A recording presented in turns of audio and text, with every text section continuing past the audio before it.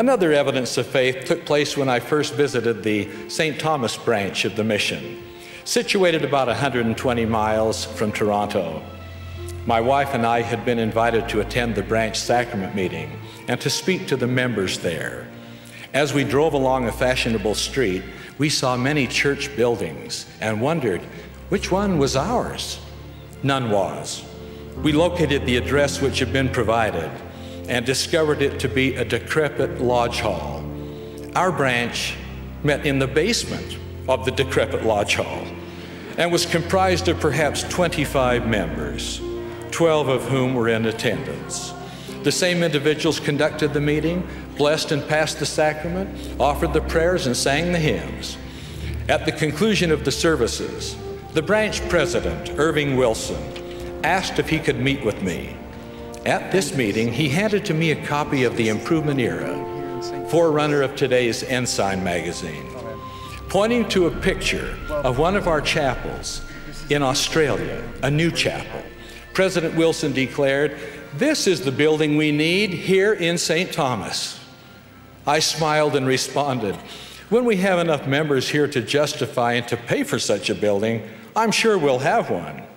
At that time, the local members were required to raise 30% of the cost of the site and the building, in addition to the payment of their tithing and other offerings. President Wilson countered, "Our children are growing to maturity. We need this building, and we need it now." I provided encouragement for them to grow in numbers by their personal efforts to fellowship and to teach.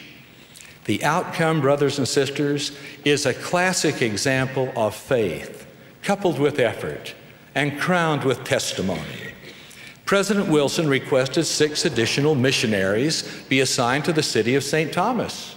And when this was accomplished, he called the missionaries to a meeting in the back room of his small jewelry store, where they knelt in humble prayer. At the conclusion of the prayer, he then asked one elder to hand to him the yellow-page telephone directory, which was on a nearby table.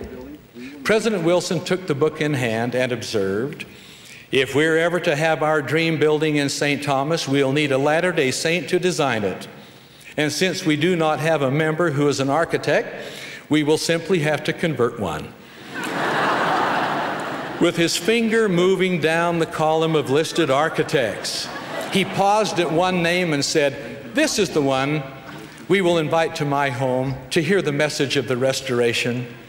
President Wilson followed the same procedure with regard to plumbers, electricians, and craftsmen of every description.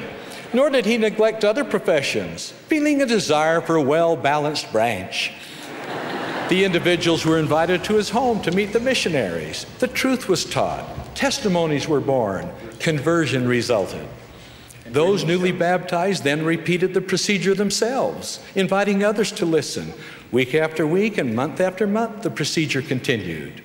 The St. Thomas branch experienced marvelous growth. Within 2.5 years, a site was obtained, a beautiful building was constructed, and an inspired dream became a reality.